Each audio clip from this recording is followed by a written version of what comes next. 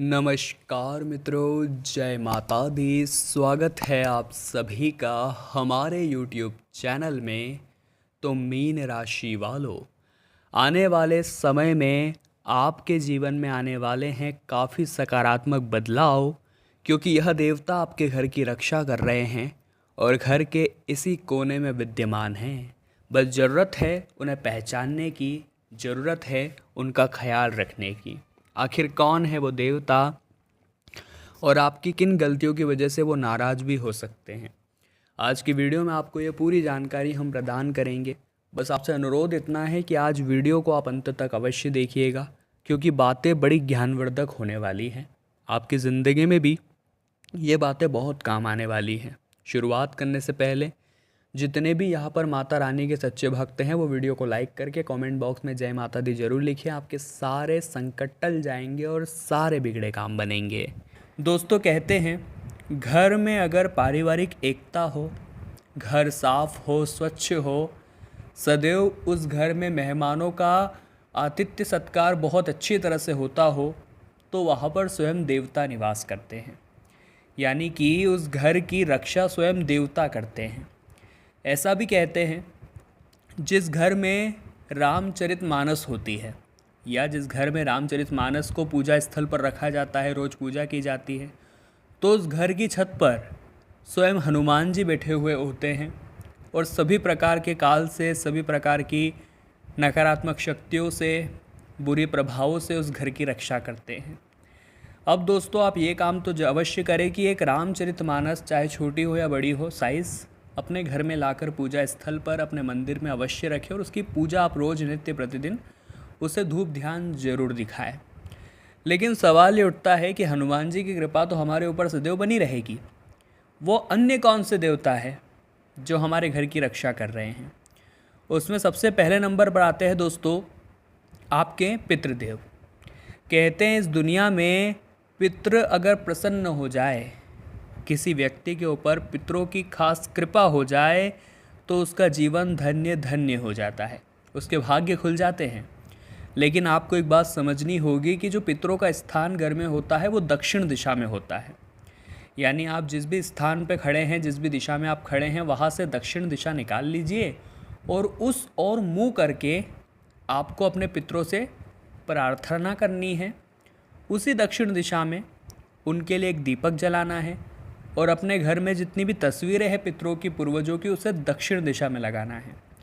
इतना बस आप काम करके देख लीजिएगा, परिवर्तन आप अपनी आँखों से देखेंगे। क्योंकि इस दुनिया में सबसे भाग्यशाली वही है, सबसे ज़्यादा आर्थिक मामलों में पुण्यकारी, या यूँ कहे तो मजबूत शक्तिशाली वही है जिसके पितृ उससे प्रसन्न होते हैं। और हमारे पितृ हमसे ज़्यादा कुछ डिमांड नहीं करते, वो चाहते हैं बस हम समय समय पर उनका ध्यान जरूर लगाएं, हम उन्हें याद जरूर करें, साथ ही साथ उनके नाम पर दान पुण्य हम हमेशा करते रहें। जैसे कि 11 का अगर समय है तो गौ माता को हरा चारा खिला दिया, किसी दिन घर पर कन्याओं को बुला कर के भोज करा दिया, किसी दिन किसी ब्राह्मण जन को घर पर बुलाकर उन्हें भोजन करा दिया। तो अपने पितरों के निमित्त आप दान पुण्य करते रहिए, और ऐसा करेंगे तो वो दान उन तक पहुँचेगा, उनकी इच्छाएं पूरी होगी तो वो आपकी सारी इच्छाओं को पूरा करेंगे।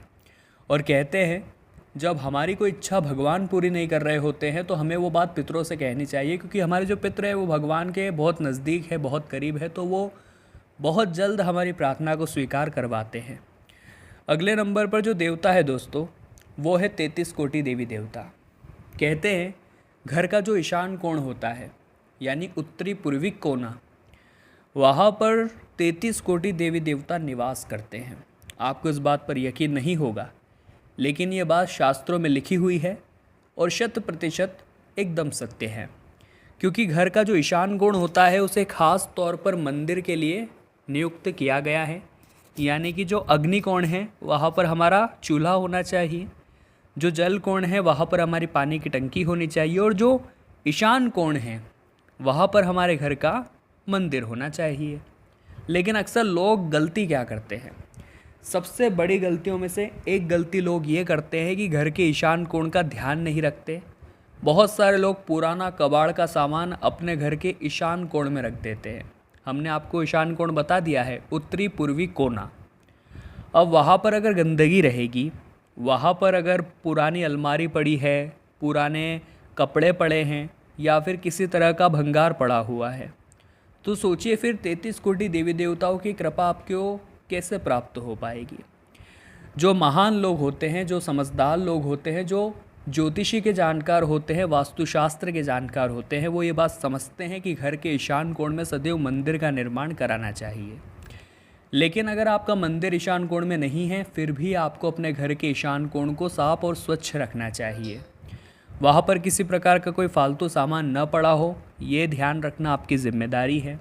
वहाँ पर रोज़ आपको अच्छे से पोछा लगाना चाहिए, झाड़ू लगानी चाहिए, गौमूत्र का छिड़काव करना चाहिए, गंगा जल का छिड़काव करना चाहिए।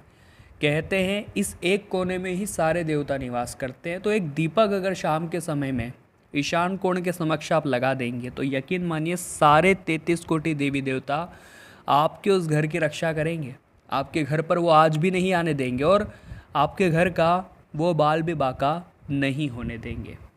अब दोस्तों, कुछ ऐसे पौधे होते हैं जिन्हें अपने आंगन में लगाने से हमें अच्छे फलों की प्राप्ति होती है और नकारात्मक शक्तियाँ हमारे घर में कभी भी प्रवेश नहीं करती।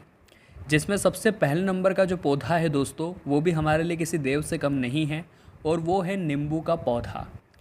अपने घर के आंगन में हमें नींबू का पौधा ज़रूर लगाना चाहिए। हम देखते हैं तरह तरह की तंत्र मंत्र की क्रियाओं में, टोने टोटके में नींबू का इस्तेमाल किया जाता है, क्योंकि नींबू का इनके साथ कनेक्शन है। अगर आपके घर के आंगन में नींबू का पौधा होगा तो वो सारी नकारात्मकता को वही रोक देगा। यानी कि पहली ये दिक्कत समाप्त तो हो गई कि घर में नकारात्मकता का प्रवेश होगा। पहली ये आपकी दिक्कत जो है वो जड़ से समाप्त तो हो गई। लेकिन दूसरा पौधा जो हम बताने जा रहे हैं उसके बारे में आप सभी भी जानते होंगे। इस पौधे का जो कनेक्शन है वो महादेव के साथ भी है, शनिदेव के साथ भी है। इसे महादेव की शिवलिंग पर भी अर्पित किया जाता है और शनिदेव के ऊपर भी इसे अर्पित किया जाता है। और उस पौधे का नाम है दोस्तों शमी का पौधा। यह भी किसी देव से कम नहीं है, क्योंकि ये आपके सौभाग्य को जागृत करता है, आपकी घर की सदैव रक्षा करता है। लेकिन एक बात का खास ख्याल रखें कि जो शमी का वृक्ष होता है, शमी का जो पौधा होता है, उसे घर के अंदर नहीं लगाया जाता। शमी के पौधे को आप ज़रूर लाएं, लेकिन उसे आप घर के बाहर आंगन में लगाएं, घर के बाहर ओटले में लगाएं।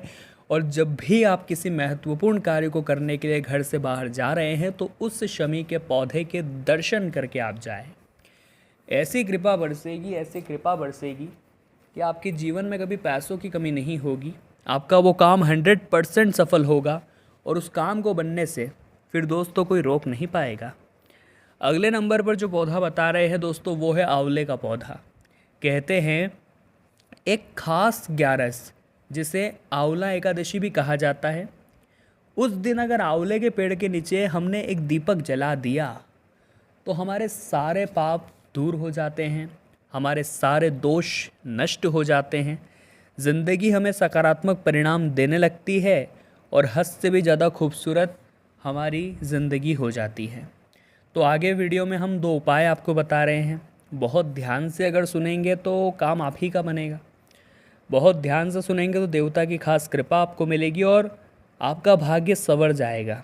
जिसमें दोस्तों सबसे पहला उपाय क्या है, ज़रा गौर फरमाइएगा। सबसे पहले आपको एक कटोरी में थोड़ा सा घी लेना है और उसके अंदर किसी एक शमी पत्र को, यानी अच्छे से शमी पत्र को उसमें डुबो लेना है। अब शिवलिंग पर आपको ये शमी पत्र जो आपने घी में डुबोया था अर्पित करना है और बाबा से प्रार्थना करनी है कि आपके जीवन के कष्ट वो दूर करे। बाबा से प्रार्थना करनी है कि आपकी किस्मत में वो अच्छे परिणाम लाए। बहुत अच्छा उपाय है, किस्मत ज़रूर चमकेगी। अब 1 लोटा जल में थोड़ा सा लाल चंदन मिलाइए और इस जल से शिवलिंग का अभिषेक करिए। ये भी बहुत अच्छा उपाय है, करने से लाभ अवश्य मिलता है और जातक की ज़िंदगी शानदार हो जाती है। तीसरा उपाय जो है वो है धन संपत्ति प्राप्त करने के लिए। चूँकि पैसा हर किसी को चाहिए तो ये उपाय आप अवश्य करिएगा। 1 लोटे में जल लेकर के उसमें मात्र एक कमल कट्टा डाल दीजिए। अब इस जल को शिवलिंग पर अर्पित करिए जिसमें आपने कमल कट्टा डाला था। इससे माता लक्ष्मी की खास कृपा मिलती है और जीवन में जो आर्थिक समस्याएं होती है, उधारी की जो समस्याएं होती है, कर्ज की जो समस्याएं होती है, वो धीरे धीरे चुकना शुरू हो जाती है। तो मीन राशि वालों, आज की वीडियो में अगर कोई भी बात आपको पसंद आई हो तो लाइक अवश्य करें, कमेंट बॉक्स में जय माता दी जरूर लिखें और हमारे चैनल को सब्सक्राइब करके बेल आइकन को प्रेस कर ले। बहुत बहुत धन्यवाद।